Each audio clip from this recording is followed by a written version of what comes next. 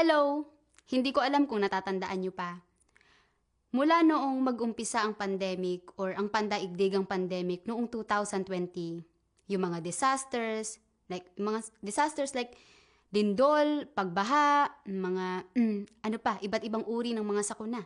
And just like yung war din or yung digmaan din sa pagitan ng mga bansa. Kung titingnan natin, libo-libong tao ang pinatay ng mga sakunang iyon.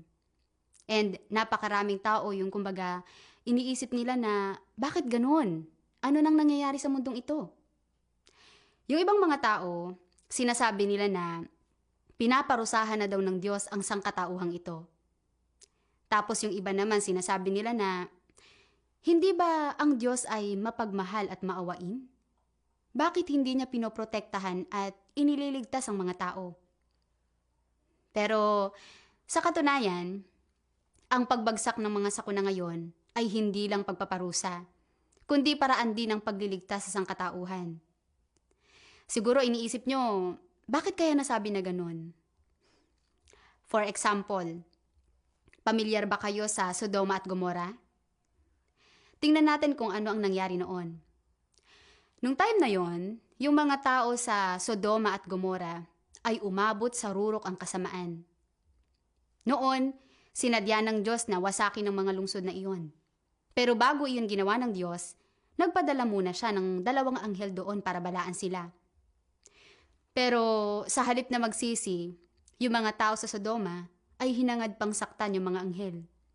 Nang maglaon, maliban sa pamilya ni Lot na nagprotekta sa mga anghel, ang lahat ng tao, bata, matanda, halaman, hayop, lalaki, babae, lahat naging abo.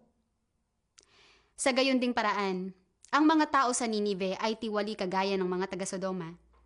Binigyan din sila ng Diyos ng pagkakataon na magsisi.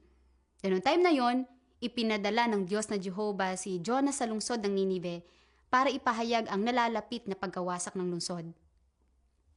Nang marinig ito ng mga Ninevita, nang marinig ito ng hari, pinangunahan ng hari ng Ninive ang lahat ng tao sa lungsod na magsuot ng kayong magaspang na may mga abo. And then tapos, nagtapat sila ng kanilang mga kasalanan, nagsisi sila sa harap ng Diyos. And then sa huli, natanggap nila ang awa ng Diyos at nailigtas mula sa pagkawasak. Sa kasalukuyang panahon kung nasan tayo ngayon, na nailalarawan ng kasamaan, ang ebanghelyo ng panghuling kapanahunan ng Diyos ay lumaganap sa buong sansinukob. Gayunpaman, marami ang tumatanggi sa pagdating ng Panginoon. Lumalaban sa kanyang mga aral, kinokondena siya.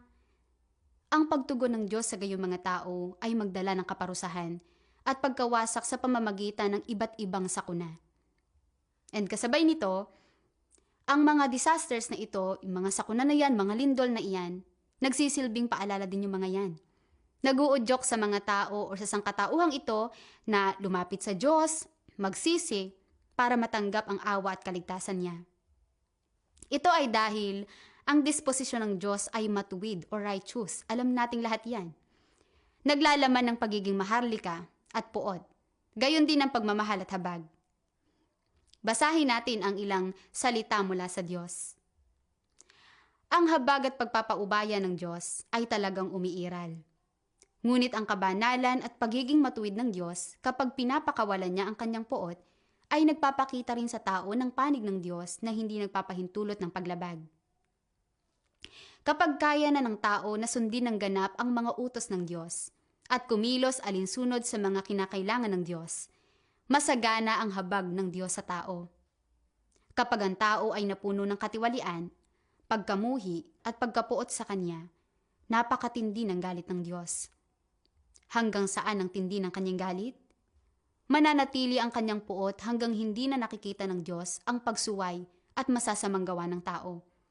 Hanggang sa mawala na ang mga ito sa kanyang paningin. Saka lamang mawawala ang galit ng Diyos. Sa kabila nito, paano mo naiintindihan ang patuloy na mga sakuna? Ano ang mga hakbang na nais mong gawin para makamtan ang awa at kaligtasan ng Diyos? Huwag mag-atubiling mag-share ng iyong mga saloobin or pananaw or kung ano man yung nais mong ibahagi. I-type mo lang ito sa comment section sa ibaba.